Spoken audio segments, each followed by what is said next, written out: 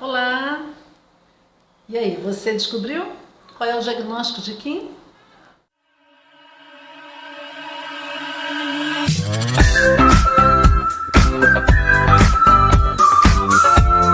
Quem disse que Kim não tem nada de hiperativo, é uma criança normal, feliz, está correto.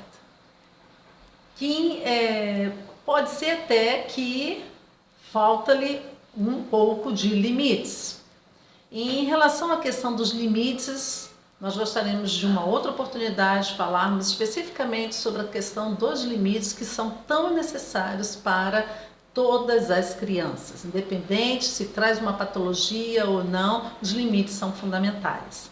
Então, no caso de Kim, especificamente, talvez possa haver uma necessidade de uma orientação junto à família para que esses limites sejam colocados de forma clara, né, e bem simples, mas esses limites precisam existir. Ou em outra situação também, como alguns também comentaram comigo aqui, no feedback que me passaram, talvez essa criança também possa ser que queira chamar um pouco de atenção, né, necessite de uma atenção, então ela também chama através do seu comportamento. Pois bem, hoje eu quero falar sobre o TDAH. O que é o TDAH? Transtorno de déficit de atenção e hiperatividade, né? TDAH. Essa nomenclatura, com o passar dos anos, das décadas, ela foi sofrendo toda uma alteração. Hoje nós chamamos TDAH, transtornos de déficit de atenção e hiperatividade. Antes, porém, para falar algumas características de uma criança que tem um diagnóstico de TDAH, nós temos que entender o seguinte: eu posso ter um filho que ele é totalmente desatento, né? Tudo que ele faz ele não completa. Então eu posso ter três situações numa criança que é muito agitada, meio que semelhante a Kim, né? Com algumas características de Kim. Eu posso ter uma criança que ela tem o déficit de atenção concentrada, ela não tem a hiperatividade propriamente, mas ela tem um déficit de atenção concentrada. E esse déficit de atenção concentrada pode ser leve, pode ser moderado e pode ser um alto grau, né? Um grau alto. Então, ela tem déficit de atenção concentrada. A criança que tem déficit de atenção concentrada, ela vai ser desatenta, ela vai estar desligada, de vez em quando ela fica aérea, né? Qualquer coisa tira a atenção dela, porque ela tem déficit de atenção concentrada. Eu posso ter uma outra situação, a criança que tem hiperatividade, mas o déficit de atenção concentrada dela é mínimo. Então, ela pode ser hiperativa. Isso aí já está ligado diretamente a um transtorno da área psicomotora, neurológica, né? E ela é hiperativa. Então ela vai ser extremamente agitada, ela vai ficar impulsiva, ela não para quieta, mas não é falta de atenção, é a hiperatividade propriamente. Quando eu falo que uma criança é TDAH, geralmente ela vai estar apresentando as duas situações. Ela tanto tem o déficit de atenção concentrada, quanto ela tem também a hiperatividade. Mas mesmo assim, cada caso é um caso. Eu ter uma criança que tem um diagnóstico TDAH, mas ela ter um déficit de atenção mínimo, leve, e tem maior proporção à hiperatividade. Como eu também posso ter a criança ser TDAH, mas ela tem a hiperatividade pouca, mas ela tem um déficit de atenção alto. Então, todas essas nuances e alterações podem acontecer. O que precisa ser feito? O TDAH precisa ter um laudo com um neuropediatra, né? Porque é uma doença neuro do desenvolvimento.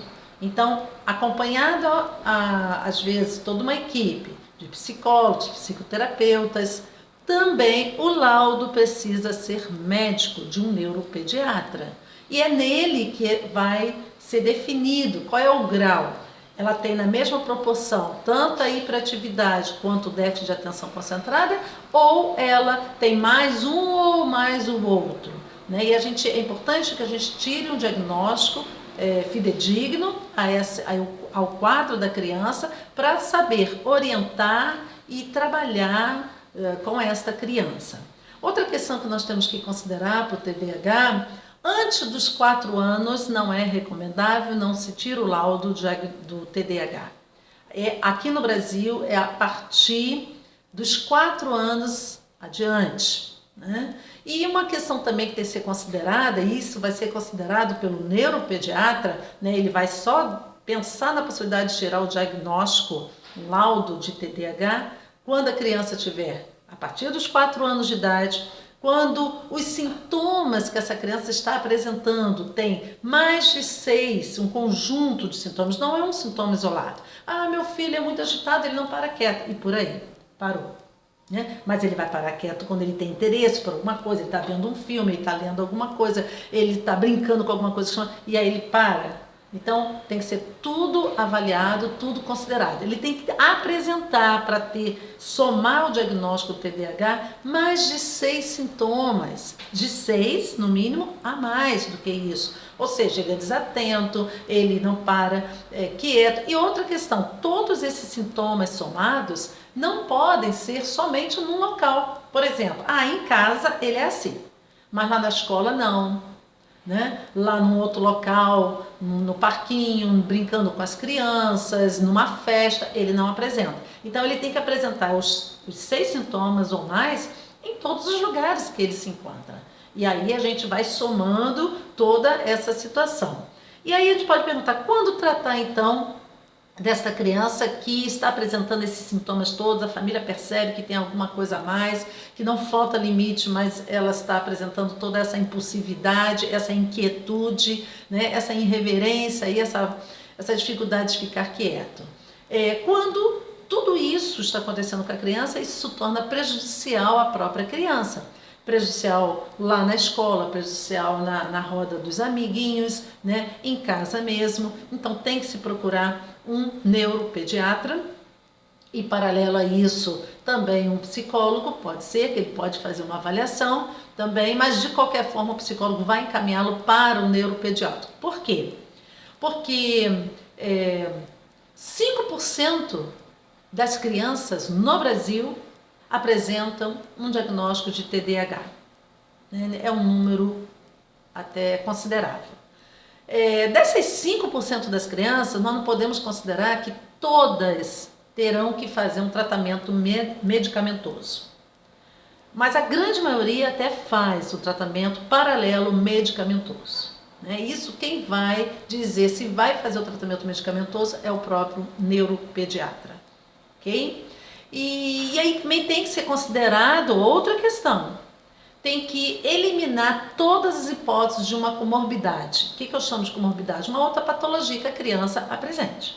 Então, se ela traz uma outra patologia, uma outra doença, ela toma uma medicação também, isso pode oscilar no comportamento da criança. Então, o neuropediatra vai, com certeza, eliminar toda essa outra comorbidade aí, como também nós, no acompanhamento psicoterápico, também vamos ter que eliminar. E aí eu vou colocar 5 situações que devem acontecer para orientar a família que percebe que a criança está tendo dificuldade nos limites, no comportamento em si.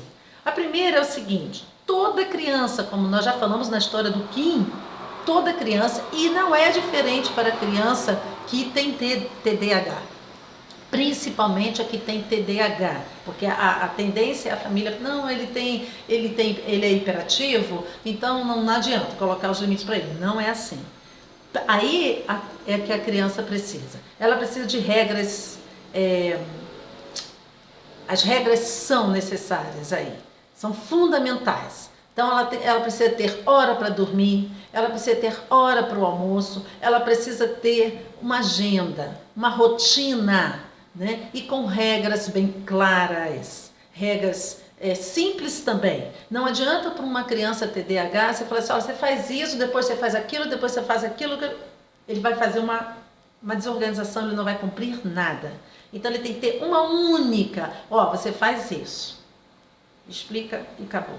Depois que ele terminou aquela, você faz agora isso. Ou você tem que ser bem clara e bem objetiva e bem simples para a criança. A família tem que criar esse hábito. Uma outra coisa que a gente pode considerar é o que nós chamamos dentro da teoria behaviorista, uma escola da psicologia também, que fala sobre comportamento condicionado da criança. Como é que eu condiciono determinados comportamentos? Eu dando reforço positivo ou negativo. Não vou entrar nesse detalhe, pode ser numa outra ocasião, eu falo um pouco melhor sobre isso. Mas no caso da criança TDAH, precisa ser dado reforço positivo. Então, tudo que ela fez bem, reforce, elogie, parabenize, para que ela mantenha aquele tipo de comportamento. Né? Também se ela faz ao contrário, por desobediência, porque tem TDAH, não é só porque tem TDAH, mas exatamente porque tem, ela precisa ser disciplinada.